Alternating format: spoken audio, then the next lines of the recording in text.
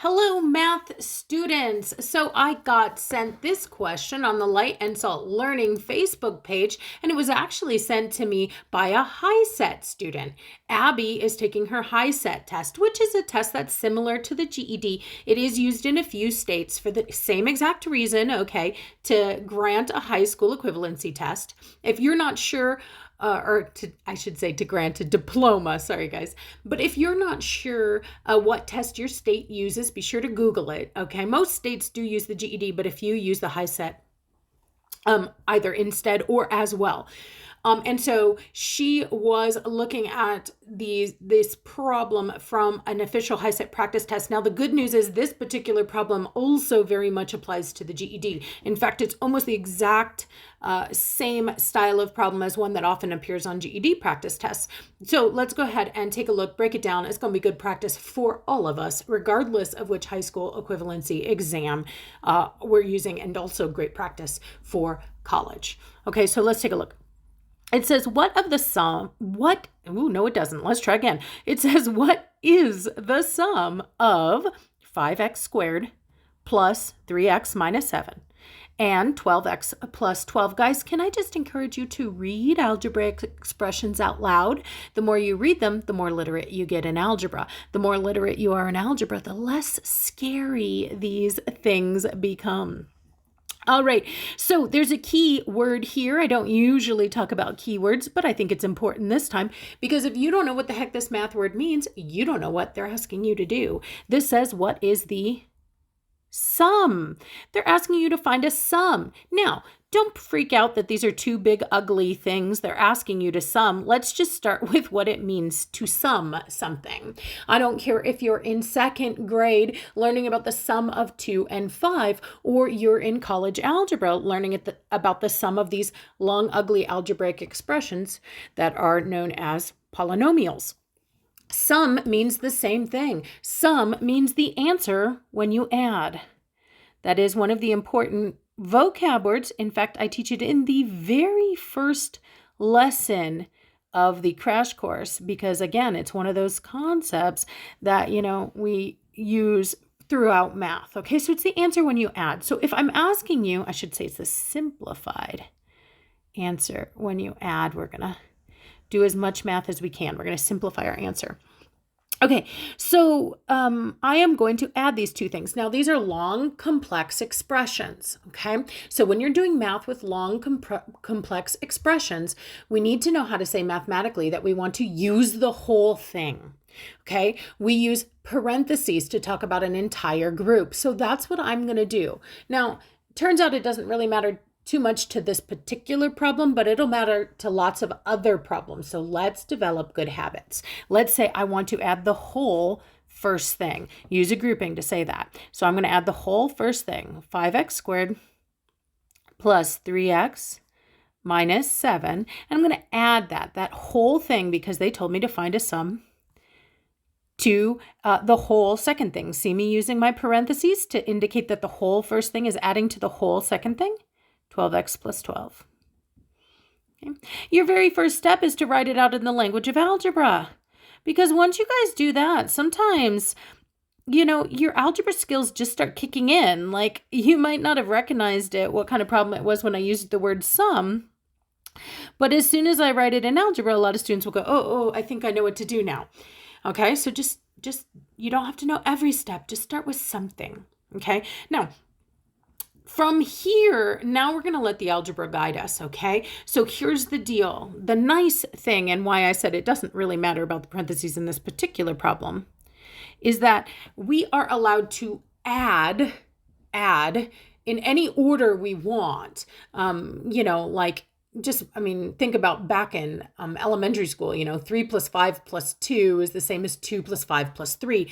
I can move the different numbers around and I'm still going to get the same answer. So the same is true in algebra. And so that means I can just literally drop these parentheses without them doing anything. That grouping really doesn't matter. So that's what I'm going to do. I'm going to do 5x squared plus 3x minus 7. And you might say, Kate, why didn't you just do this at the start? Why'd you bother with the parentheses at all?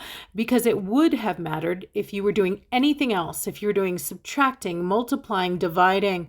We don't see those same principles of being able to move around each individual term here. Each individual term, that's the numbers that are adding, subtracting. These are terms. Okay, so we don't see that same principle when we're using other operations. So it's just a really, really good habit to start with the parentheses, even though we do drop them for addition. Okay, and now just look at this. This is just a long string of numbers adding and subtracting. I got a term, another term, another term, another term, another term, a bunch of things adding and subtracting. And then again, remember that super important rule. Don't walk away without taking this to heart. This is the main thing you need to know about addition and subtraction in this context and in every single context in math. This is always true about addition and subtraction. And that is we can only add and subtract the same kinds of things. It's the reason why we have to find a common denominator when we're adding and subtracting fractions. It's the reason why we have to line up at the decimal when we're adding and subtracting decimals. We can only add and subtract the same kinds of things. And so what kinds of things am I looking at in the land of algebra? I'm looking at terms, what type of terms we have. Okay, you look at the variable portion to determine that. So this is an x squared term. I would only be able to add and subtract it with other x squared terms. And if you come and you look through this list, none of the other terms here have an x squared. So there's literally nothing you can combine this with. It really reminds me of like when you're adding a couple of numbers. If you only have one number in the hundreds place, you're just still going to have that same number in the hundreds place. Okay, so same thing here. I only have one x squared term. Let's not flip the color again, Kate. Okay, I only have one x squared term in my whole long expression, so I only have one in my answer. Okay, but now look at the next kind of term. The next kind of term is a plain old x term. I have positive, read the sign in front of it, it belongs to it, 3x, and then look, plus 12x. Now you can do the math in your calculator. You can do 3 plus 12. You can do the math with the numbers in the calculator, but you have to understand about the algebra. So you have to know what happens with the x's. So guys, saying that I have 3 x's and 12 x's is like saying I have 3 apples and 12 apples. I'm just counting up x's or counting up apples. So of course, 3 plus 12 is positive 15. So I'm going to put plus 15. And plus 15 what? Well, if I was adding apples and apples, I'd still have apples, guys. Don't lose your snot just because it's x's. If I have 3 x's over there and 12 x's over there, I just have a total of 15 x's. I'm just counting up x's. All right, and then the next kind of term that I have here is what is known as a constant term. You don't need to know that word for the GED or for the HiSET. You don't need to know what I mean when I say constant, but what you do have to understand is that those are just plain old number terms, and plain old numbers always combine with other plain old numbers. So I'm going to do in my calculator, remember to take that sign with you, negative 7 plus 12, and negative 7 plus 12 will give me a positive 5. So I'm going to write plus 5. I should see a plus or a minus sign between each one of these terms that I end up with in my answer. Lovely. So that being said, I am now done. This is what usually separates what I call my A students from my B students. My A students know when to stop. And my lovely B students, I adore you guys. You guys are very hard workers. But you see these signs, these little plus signs, and you say, I must not be done yet. And you keep trying to chug and chug and chug and make weird new math. But just like if I were doing this problem over here, and I got a 3 in the hundreds, a 9 tens, and an 8 ones, I wouldn't then sit there and go, okay, now let me add up the 3, the 9, and the 8 to get the answer, and oh, my answer's 20. Yeah, that didn't make sense back in elementary school. It doesn't make sense now. This is my number of x squareds, like my number of hundreds. This is my number of x's, kind of like having some number of tens. And this is my number of ones, my plain old numbers. They're not the same kinds of things. They're not going to combine. This cannot get any simpler. You're giving me nonsense if you try to keep adding. This is as simple as it's going to get if no one tells us what x is. We're done. All right. Now, like I said, this is a HiSET question. You can also expect to see this on the GED. The one I most frequently see on the GED is not a sum, it's a product question, but same idea. But that in that case, they'll be asking you to multiply. Product means multiply, so it would serve you well to go practice how to multiply these kinds of things as well. They're known as polynomials.